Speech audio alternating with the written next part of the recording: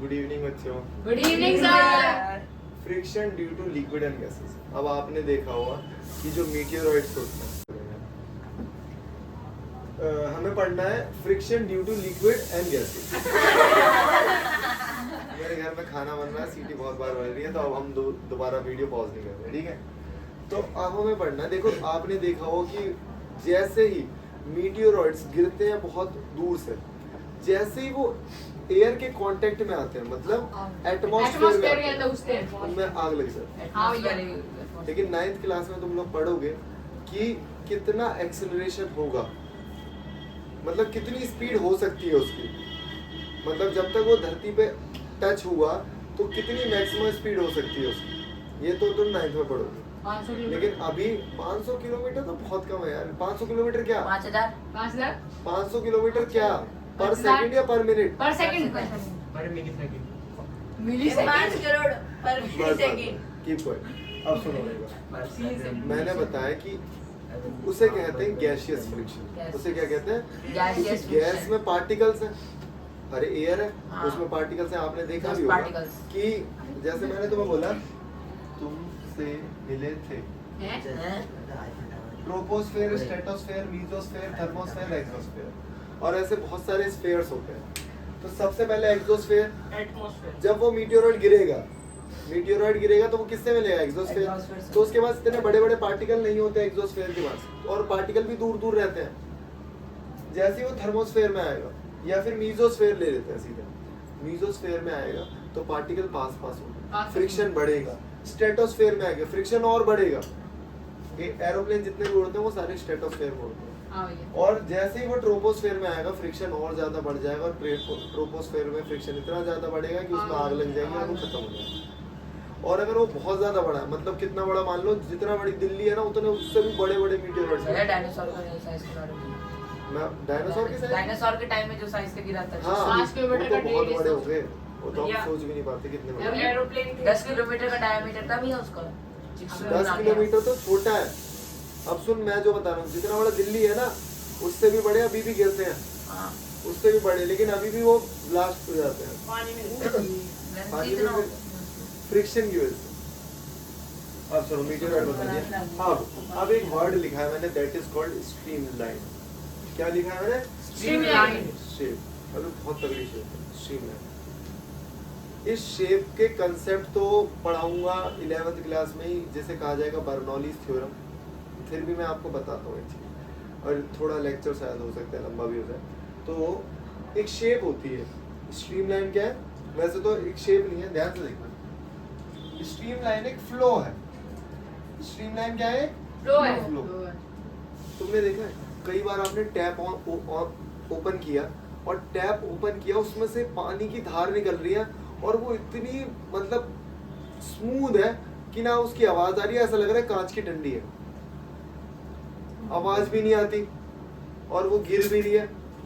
ठंड में। ठंड में हो या गर्मी में, ऐसा कुछ नहीं है।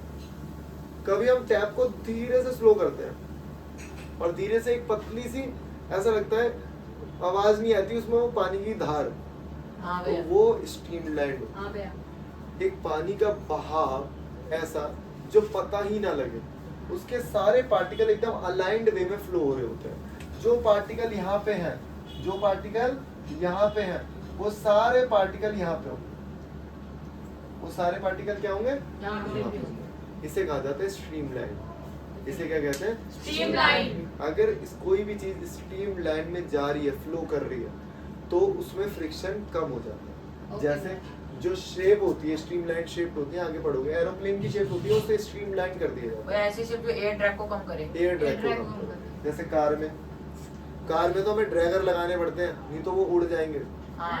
हाँ, हाँ भाई, मुझे एयर ब्रेकर्स थे पीछे से जो खुलते पीछे हैं से वो- जो लगे नहीं रहते ऐसे, Flapper type के। क्या बोलते हैं उन्हें बोलते हैं स्पॉइलर। Spoiler, हाँ। स्पॉइलर कहते हैं। वो रेसिंग स्पीड कार को, से लगता है। रेसिंग कार में स्पॉइलर लगे होते हैं, वो स्पीड को स्पॉइल करते हैं, नहीं तो उससे क्या होगा? भैया इतनी फास्ट है, उड़ वो हवा जाएगी में वो, उड़ते उड़ने लगेगी वो। एरोडायनेमिक्स। भाई कितनी देखो बार मैं तो- बताता हूँ ऐसे क्यों होता है, समझना। हो सकता है समझ में ना आए तुम्हारे। देख, मैंने एक एरोप्लेन बनाया, और अगर आप फ्रंट से देखोगे तो उसकी शेप ऐसी रहेगी। मेरे को सबमरीन बन गई। नहीं, तुम एरोप्लेन अगर ऐसे देखोगे मैंने उसके वो नहीं बनाए, विंग्स नहीं बनाए अभी, विंग्स तो साइड में है, हाँ, विंग्स ठीक को है, हटा दो, विंग्स को हटा दो, आगे से रहेगा मोटा और पीछे से रहेगा पतला। मुझे पतला, कुछ इस टाइप का रहता है प्लेन का सामने से। है ना। तो अब देखो जैसे ही एरोप्लेन ये सीधी वेव्स निकल रही है हाँ भैया, और ये वाली वेव्स इधर से निकलेंगी, हाँ भैया। और गवारों की तरह बोल ले पूरी गांव की चल रही क्लास, ठीक है भैया। ठीक है। तो इन वेव्स को क्या है, ध्यान से देखो यार, कीप क्वाइट। अब मैंने आपको बोला कि एक, ध्यान से देखना, एक सर्कल बनाया मैंने, सर्कल रेडियस का सेंटर O है और 2 पर्सन मान लेते हैं या झूला मान लो, इसे कोई बहुत बड़ा जाइंट झूला मान लेते हैं, ठीक है। लक्ष्य बैठा हुआ है यहाँ पे, रेडियस कम है जहाँ लक्ष्य बैठा हुआ है, और धीरज बैठा है यहाँ पे जिसका रेडियस ज्यादा है। अगर मैं बोलूँ 1 मिनट बाद सुई लिख के आए, वो कुछ भी ले सकते हैं, सुई ले की मतलब घड़ी की सुई ले सकते हैं, 1 मिनट बाद ये दोनों एक जगह पे आ जाएंगे। हो गया। अरे यार सुई तो वही है ना, हाँ, हाँ। कैसी बात कर रहे हो, पूरा कनेक्टेड है, एक जगह पे क्यों नहीं आएंगे। हाँ ये सुई यहाँ से 1 मिनट पे घूम पे यहाँ नहीं आएगी, आएगी, आएगी। लेकिन जो लक्ष्य ने डिस्टेंस ट्रेवल किया वो तो यही है, हाँ, और जो धीरज ने डिस्टेंस ट्रेवल किया वो ज्यादा बड़ा है, है। और टाइम सेम है। तो पता है धीरज की स्पीड ना ज्यादा रहेगी, हाँ धीरज की स्पीड ज्यादा रही होगी। धीरे तेज होगी। और धीरज को डर भी लगा, मतलब झूले में अगर आप बिल्कुल एक्सट्रीम पे बैठे हो तो आपको डर लगेगा, और आप अंदर की साइड हो तो नहीं, क्योंकि ये स्लो घूम रहा है। आपने देखा भी होगा गाड़ी का व्हील इतनी तेज घूम रहा है, लेकिन व्हील का सेंटर तो धीरे धीरे धीरे धीरे लगता है। हाँ। क्यों? क्योंकि वो कम डिस्टेंस ट्रेवल कर रहा है, और जो वो जो पेरीफेरी है वो ज्यादा डिस्टेंस ट्रेवल कर रहा यार ठीक है। है। आप समझो इस चीज को। अब रहने दो। अब मैं आपको ये बता रहा था कि सारे पॉइंट्स को कहाँ पे सेम टाइम पे यहाँ पे पहुंचना है, सारे पॉइंट्स को कहाँ पे पहुंचना है, सेम टाइम पे यहाँ पे पहुंचना है। तो खुद बताओ, जब हमें सेम टाइम पे यहाँ पे पहुंचना है तो क्या स्पीड बढ़ नहीं जाएगी इनकी? हाँ भैया, बढ़ जाएगी, बढ़ जाएगी, बढ़ जाएगी। स्पीड बढ़ जाएगी ना। हाँ, अगर मुझे सेम टाइम पे यहाँ पे पहुंचना है तो स्पीड क्या होगी? बढ़ जाएगी, बढ़ बढ़ जाएगी। जाएगी। अब जब स्पीड बढ़ जाती है तो इसको और आगे बढ़ेंगे, और बताता हूँ, ध्यान से समझना। मैंने आपको उस दिन भी बताया होगा, ऑफलाइन क्लास में बताया था कि बेटा जब ट्रेन आगे से निकलती है तो वो बोलते हैं कि ट्रेन के बिल्कुल सामने नहीं खड़ा होना। कई ट्रेनें, जैसे ये तुगलकाबाद का स्टेशन है, यहाँ पे सारी ट्रेनें थोड़ी रुकती हैं। हाँ। जो राजधानी होती है, बड़ी बड़ी तेजस हो गई, जो एक्सप्रेस मतलब बहुत स्पीड वाली ट्रेन हो, वो नहीं रुकती छोटे मोटे स्टेशन पे। तो अगर आप सामने खड़े हो ना ट्रेन के प्लेटफॉर्म पे ही खड़े हो, प्लेटफॉर्म पे, तो आपको वो खींच लेगी। हैं? हाँ, खींच लेती है। क्योंकि वहां पे प्रेशर कम हो जाता है, और प्रेशर कम होता है ना तो आसपास की सारी चीजों को वो खींच लेती है। Attract- जैसे क्या हुआ, एक इसमें वीडियो में ऐड कर देंगे, 2 बलून है, 2 क्या है? बलून है। अगर आप 2 बलून को लटका देते हो और बीच में से हवा मारोगे, फूंक मारोगे, तो क्या होगा? सबको लगता है दोनों बलून दूर जाएंगे, लेकिन नहीं, दोनों बलून दूर नहीं जाते, दोनों बलून पास आ जाते हैं। क्यों? ये तो पता है, बीच में प्रेशर हुआ कम, बीच में प्रेशर हुआ कम, और जैसे ही प्रेशर होगा कम तो क्या होगा? चिपक जाएगी। ठीक है, तो ऐसे ही क्या होता है, वहां पे प्रेशर कम हो जाता है। अब खींच रहे। अब वो आप फ्रूटी पीते हो, फ्रूटी पीते हो तो जो एयर था वो तो आपने सक कर ली, जो हवा थी पाइप में, तो वहां पे प्रेशर क्या हुआ? कम। तो जब प्रेशर कम हो गया तो क्या होगा? फ्रूटी भी आ गई। फ्रूटी ऊपर आ गई। तो जब भी कोई कहीं प्रेशर कम होगा तो आसपास की सारी चीजें खींच रही। खींच लेंगी। इसीलिए वो पीली रेखा से दूर रहने को बोलते हैं। अब यहाँ देखो, यहाँ पे स्पीड ज्यादा तो यहाँ पे प्रेशर कम। कम। तो जैसे ही प्रेशर यहाँ पे कम हुआ, जैसे ही यहाँ पे प्रेशर कम हुआ, ये एरोप्लेन पूरा का पूरा लिफ्ट हो जाता है।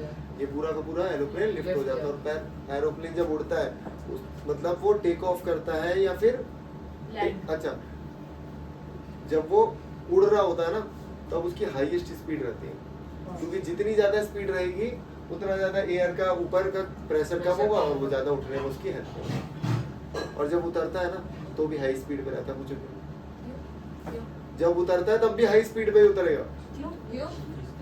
अगर अगर उसे लगता है कि कुछ इधर डिसबैलेंस हो गया एरोप्लेन, कुछ भी हुआ ऐसा, तो वो दोबारा टेक ऑफ कर लेगा। अच्छा। लैंड होता है ना जब उसे पता है कि हाँ तीनों टायर मेरे बिल्कुल स्टेबल हो गए, तब वो ब्रेक मारना स्टार्ट करेगा। पहले वो स्पीड में ही चलाएगा बिल्कुल। तभी बात। अगर मान लो उसने पहले ही स्लो कर लिया हवा में ही, और पता लगा कि ढंग से वो तीनों टायर एक साथ लैंड नहीं हुए, खुले भी नहीं है। तो फिर वो दोबारा उड़ नहीं पाएगा, वो फिर गिरेगा ही। क्योंकि उड़ने के लिए तो मैंने बताया बहुत स्पीड चाहिए, तो इसीलिए वो हाई स्पीड में ही उतरते हैं, फिर उतर जाते हैं, फिर धीरे धीरे स्पीड अपनी स्लो करते हैं। ये लैंड करते वक्त दिक्कत नहीं, वो तो ऊपर की तरफ लिफ्ट होना चाहिए था।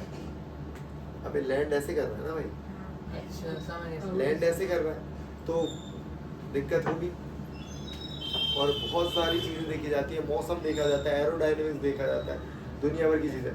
मैं एक बार गया था, बारिश हो रही थी, बहुत ज्यादा तूफान चल रहा था, जो फ्लाइट है 2.5 घंटे डिले हुई और सफर था मात्र आधे घंटे का। आधा 1 घंटा भी नहीं था, 45 मिनट का सफर था, गुजरात गया था किसी का। ये लगा, तो ये चीजें समझ में आई आपको, हाँ। मीटियोराइट्स। और फिर मैंने आपको बताया जो फिश होता है, वो फिश भी आप उसकी जो फ्लो होता है ना, वो इस तरीके से होता है कि स्ट्रीम लाइन रहे हमेशा। फिश तैरती रहती है, पानी हिलता भी नहीं है भाई, तो फिश की शेप कैसी होती है? स्ट्रीम लाइन होती है। ठीक है।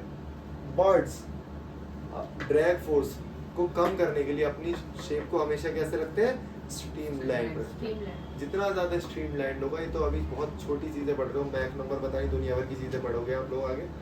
मैक नंबर होता है और बहुत सारी चीजें होती हैं, ये सारी चीजें देखी जाती हैं। ठीक है, तो आज के लिए सिर्फ इतना। ओके। भैया हाँ भैया, अगर एरोप्लेन ऐसे रुकता है तो फिर शिप कैसे रुकती है? हाँ, शिप्स कैसे रखती है? देखो, जैसे कि आपको पता होगा कि बहुत बड़े बड़े एंकर्स होते हैं जिनको डाल दिया जाता है, और जो चेन होती है एंकर जाके बॉटम पे टकरा जाती है और कहीं ना कहीं पत्थर फंस जाता है, और वो शिप रुकने में हेल्प करते हैं। रुकती नहीं है उनसे, वो हेल्प करेंगे। और जो प्रोपेलर्स होते हैं, जो मोटर होती है, जो इंजन होती है, उसको रिवर्स डायरेक्शन में चला दिया जाता है। उनको क्या है? रिवर्स डायरेक्शन में चला देते हैं, तो बैक फ्लो होते हैं। क्यों ऐसा क्यों करते हैं भाई? गाड़ी में तो ब्रेक थी नॉर्मली, क्योंकि लिक्विड फ्रिक्शन क्या होता है? कम होता है। पानी में फ्रिक्शन बहुत कम। इसीलिए तो 95% आप लोग ज्योग्राफी में पढ़ोगे, 90% चीजें जो है इधर से उधर जाती है, वो सारी शिप से जाती है। आपको कोई सामान आपने मंगाया, मेड इन चाइना लिखा है, तो लगेगा शिपिंग चार्ज। सामान पे आ रहा है आपने शिप्ड लिखा है ना, फ्लिपकार्ट पे मंगा रहे हो शिप्ड शिप्ड, सारा सामान शिप से आता है भाई। ये शिपिंग का मतलब तो बोला जाता है जो कार से आता है, जो कार्गो होता है वो शिपिंग से होता है। अरे कार्गो अब यहाँ तेरे तो घर पे शिफ्ट होगा, जो बाहर से सामान आता है, ब्रांडेड सामान जो होते हैं शोरूम्स में आते हैं, वो सारा शिप से आते हैं, बड़े बड़े कंटेनर्स में आते हैं। ठीक है।